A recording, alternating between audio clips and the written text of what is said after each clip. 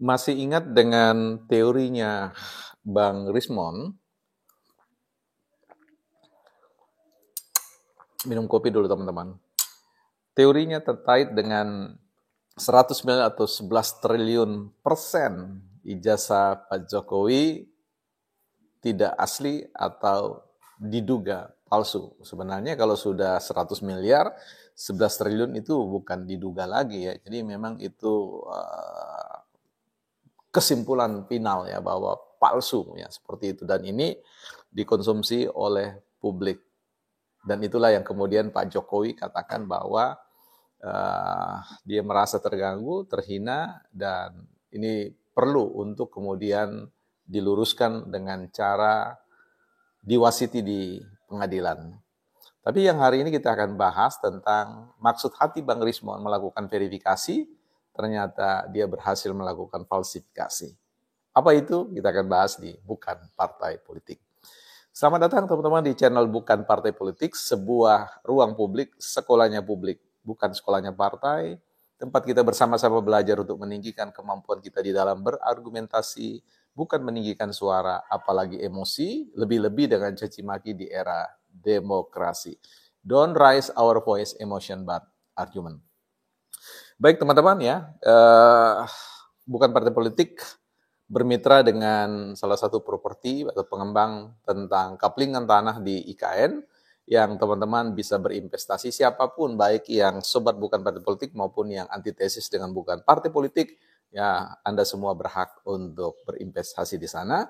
10 kali 20 ya, dekat, ada lokasi yang 10 menit dari lokasi. Anda bisa cicil 1 juta rupiah per bulan, dan ada lokasi dekat bandara dengan ukuran yang sama 10 kali 20 hanya dengan 500.000.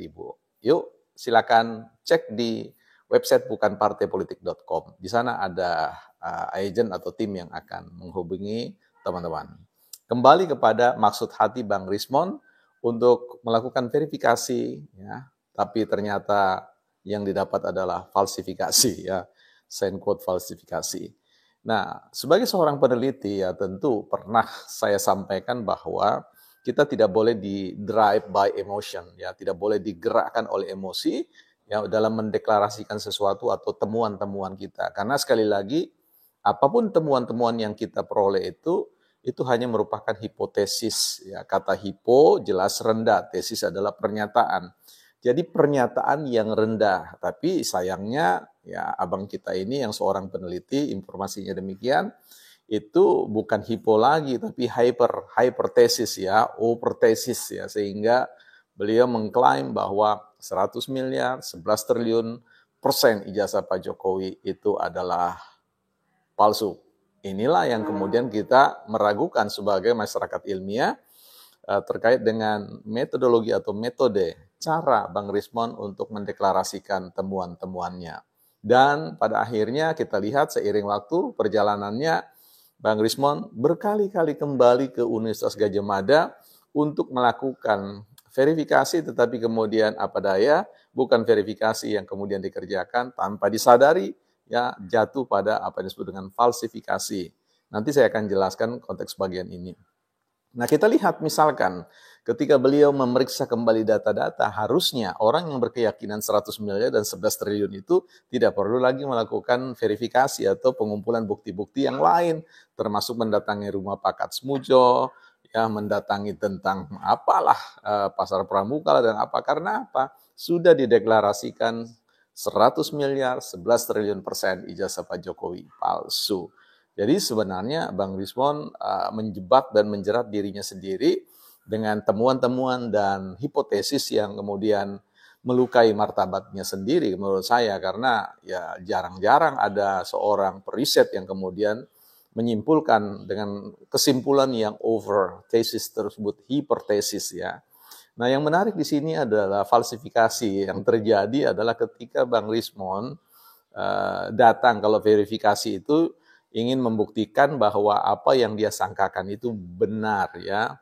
Tapi kalau bicara tentang falsifikasi itu adalah orang mau datang ya, kemudian dia ingin membuktikan bahwa ya, keyakinannya itu salah ya, seperti itu. Tapi walaupun beliau datang ke UGM itu semua maksud hati adalah melakukan kerja-kerja yang kita sebut dengan verifikasi ya, mencari bukti-bukti untuk mengatakan ini dia ya, ini buktinya, ini buktinya, ini buktinya, ini buktinya. Tapi ternyata terfalsifikasi ya, bahkan oleh pegawai UGM sendiri yang notabene boleh dikatakanlah kalau menurut mindsetnya Bang Rismon ya seorang yang berlevel lebih tinggi ya seperti itu.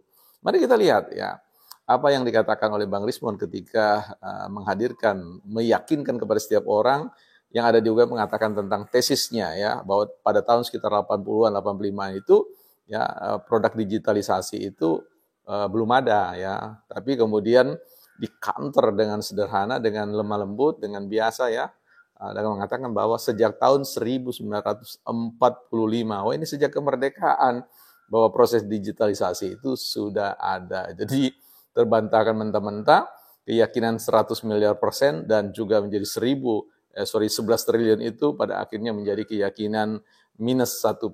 Ya, ini apalagi nih kata istilah minus 1%. Jadi dalam konteks ini pada akhirnya sebenarnya semakin Bang Rismon kemari untuk melakukan verifikasi, falsifikasi yang terjadi. Artinya terungkaplah tidak benaran, kesalahan tesis yang beliau simpulkan. Nah ini sebenarnya akan menjadi pembelajaran bagi kita ya bahwa di dalam kehidupan ini ya kita perlu belajar untuk meninggikan kemampuan kita di dalam berargumentasi, artinya membasiskan semua percakapan-percakapan kita dengan dukungan support system dari data-data yang ada atau fakta-fakta yang ada yang tidak digayuti atau digantungi atau digelantungi oleh kepentingan-kepentingan, bahkan diwarnai dengan apa yang disebut dengan emotion approach ya, pendekatan emosi yang bahkan justru ya katakanlah memendam, menguburkan dalam-dalam kewibawaan seorang periset ya.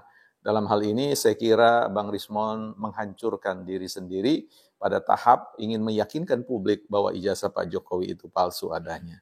Saya kira sebenarnya setiap langkah yang dilakukan oleh Bang Rismon itu seolah-olah berada di kubangan lumpur hisab. Semakin bergerak untuk meyakinkan, memverifikasi tentang kepalsuan ijazah Pak Jokowi, maka dia semakin terhisap ke dalam dan kemudian akan lenyap dalam pentas politik, pentas masyarakat ilmiah kalau tidak berubah.